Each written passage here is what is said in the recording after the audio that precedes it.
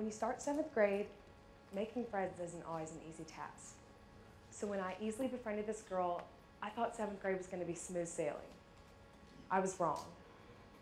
This girl was unique. She dressed in her own way, spoke in her own way, and acted differently from anyone I'd ever met before. And thinking I was unique myself, I immediately liked her. When we first met in August, we would talk about music and our favorite bands and their concerts and how it had shaped our lives. I had never met someone who I could talk to about music like that before. We would share songs with each other at school, listen to them at night, and then come back the next day with more songs to share. My parents limited the amount of time we spent together outside school because they thought she was different. I dismissed it, thinking they were just being strict, judgmental, and unreasonable. You know, the typical teenage rebellious assumptions. For the first couple weeks of school, we would sit together during class and lunch and talk. And then one day, everything changed. We were sitting in the lunchroom and someone approached us. They asked her where all the scars on her wrist were from. She casually responded it was from her cat, but I knew better. I knew those were from a razor held by her own hand. I knew that I couldn't stop being her friend. The last thing she needed was for someone to abandon her. She needed a friend. She needed support. She needed me. We didn't speak of this moment or the scars for the next couple weeks, but I could tell she was struggling. In math, I noticed that she drew lines that resembled her wrists all over her paper. I noticed that she always wore long sleeves, bracelets, and pants. I noticed that when she was touched, she would flinch, as if in pain. I noticed the agony and the desperation in her eyes. I noticed her suffering, but I didn't know how to help. Then in November, she didn't show up to school for a couple days. I was worried, and I think we all know why. So I sat alone in math, doing my best to focus on schoolwork, but I couldn't help but worry about her. That week, I failed multiple tests and had a D in 2 of my classes, but that was the least of my worries. All I wanted was for her to be okay. Finally, my mom informed me that she had been admitted into the hospital because she was planning to kill herself that night. I did everything I could to get in touch with her. I texted her, emailed her, anything to find out if she was okay. I eventually received a letter from her explaining the situation. In the letter, she explained that she was officially diagnosed with generalized anxiety and depression. And I knew that because she didn't know how to cope with it, she turned to cutting herself. When she returned to school, I was extremely relieved. She was alive and okay, and I was reassured that I could keep her near and under my care. I wanted to protect her from the pain because no one should have to feel that way. No one should be driven by such misery to hurt themselves. She didn't have many friends, and my friends were uncomfortable with her. I drifted away from them and only spoke with her. I talked to her every day and checked in on her every chance that I got. My parents admired my compassion and empathy, but they were afraid it would go too far. They were afraid she would become dependent on me for happiness and for life. I didn't think it would happen, but it ended up being exactly what happened. So I hid my continued relationship with her from my parents. I'm afraid that they would take her away from me, that she might hurt herself more, that she might kill herself, and it would be my fault. It would have been my fault that I wasn't enough to keep her alive. But no matter how many texts I deleted, no matter how many pictures I erased, no matter how much I concealed, my parents knew what I was doing. And they knew I wanted to help, but they also knew that her happiness wasn't my responsibility, which I refused to admit to myself. They encouraged me over and over to stop talking to her and to cut her off. And I thought they were being selfish and irrational. I was trying to help this girl, and they were trying to stop me from doing the right thing. But as I've learned over the past couple years, my parents knew what was right. As the year went on, she slowly became more and more attached, and I became more and more involved. I would ask her how her night was and how she was feeling. I would contact her in every way I could without my parents noticing, attempting to save her, to make sure she wasn't hurting herself. All my attempts failed. Every day she would come back with more cuts on her wrists, thighs, and stomach. One day, she told me I was the only thing keeping her alive. In this moment, I knew the burden that I had on my shoulders, but I didn't care. All I wanted was for her to not have to feel that pain. But I didn't know how to help her, and I was blindly supporting her. I tried to let her know that things would get better and she would get through it, and she listened, but she didn't believe me. She had no hope, and she wasn't getting better. After months and months of giving her all I had to give, hopelessness, despair, and depression began to engulf me. I began to blame myself for her lack of healing, and I even questioned whether or not I was causing her more pain. My thoughts dropped so low that I actually believed the lies my exhausted brain was telling me. Lies like, you should be the one punished because you couldn't heal her, and you're a failure of a friend. These accusations eventually caused me to self-harm because I believed I wasn't good enough. As my thoughts spiraled downward, I began to question my own reasons for living and worthiness as a daughter, sister, and friend. I allowed this one relationship to taint my entire self-worth. At this point, I shut everyone out. My parents, my sister, my friends. The only person I wanted to talk to was this friend. She was the only one who understood how it felt, and my only goal was to help her. During all this, I lost myself. I wasn't able to recognize how our roles had changed.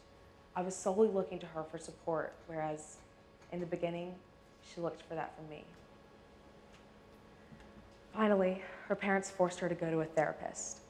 She attended the counseling appointments against her will. Therefore, her first visits were disasters. She told me about her therapy sessions, and she said she didn't know why she was going when she had me. She said there was no point in receiving help because I was there for her.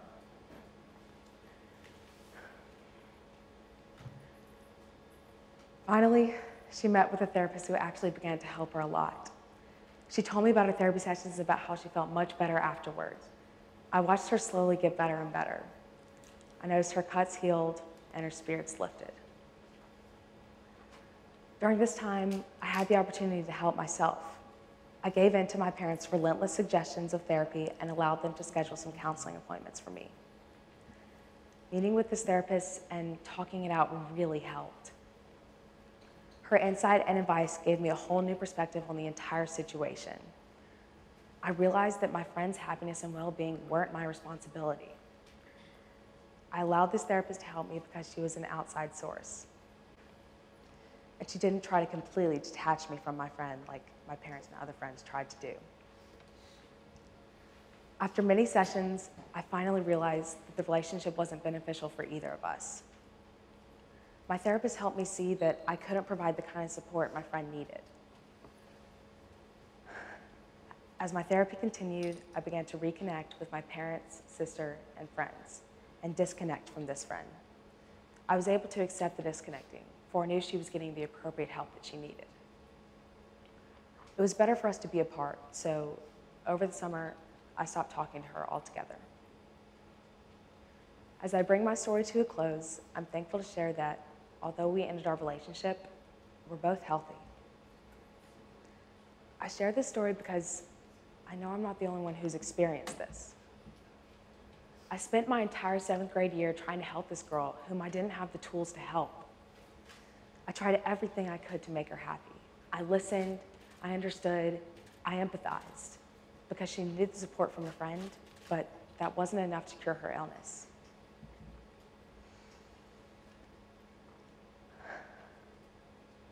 Unfortunately, what happened in 7th grade isn't a rare case. This is a pressing problem that must be fixed promptly because it affects the youth. According to the National Alliance on Mental Illness, in this generation, my generation, over 20% of kids suffer from a serious mental illness, a fifth of my generation. 1 in 5 kids I know suffer every day. These kids feel isolated and alone. They feel helpless, and they just need someone to support them. Most parents want to help, but these kids are afraid of rejection, judgment, or punishment from their parents. In fact, they do everything they can to hide their pain from their parents. They wear long sleeves to hide their scars, they paint a smile, and they tell their parents that everything's okay. Also, they intentionally avoid school counselors because these counselors may contact their parents, and that's the last thing these kids want. So these kids turn to their friends. They turn to us in desperate calls for help. The reality is, we're the ones who get asked for help, even though the afflicted needs serious professional help. So we react in two ways. We simply answer or decline their call for help. In some cases, we find out about our friend's self-destructive habits and we judge or abandon them. We think it's weird or unusual, or sometimes we even think it's fake and for attention. So we ditch them, and they're left feeling abandoned, alone, and worthless. Other times, we compassionately answer their call for help. Unfortunately, we answer unequipped and unaware to the dangers of the situation. So how can we help? First and foremost, you can't do it alone. It's not your responsibility to save them, and it's not your fault you can't handle the more difficult situations in life. Nevertheless, our friends need our help and support. So start by being attentive. For me, I noticed the small actions my friend took. She was quiet on bad days, shared disingenuous smiles, and drew those lines on her paper. Just noticing these small actions can make a difference. Next, offer support. Let them know you're there. You don't have all the answers, so admit to your inexperience and say, I'm not sure what's wrong, but I'm here to listen. An offer like this will let them know that they're not alone. When I first found out about my friend's disorder, I offered myself as an ally. And it was comforting for her to feel as if she wasn't alone, but that wasn't enough to cure her illness. Looking back, I wish I had talked to someone else about it. This brings me to my next point. Talk to someone. Talk to adults. This weight that you're carrying around isn't your responsibility. Unburden yourself. If I could go back, I would have asked for help and gone to someone to talk about it. I had others to go to besides my parents, and I was too busy trying to solve the problem myself instead of looking for help. I made the mistake of believing that I could be her sole supplier of happiness. I made the mistake of allowing both of us to believe that I could be her life source. I became paralyzed with fear, afraid that if I pulled away, she would kill herself. That heavy burden of perceived responsibility, that false sense of responsibility, it was becoming more than I could bear. I want to help you avoid sliding into that unsafe and unhealthy relationship.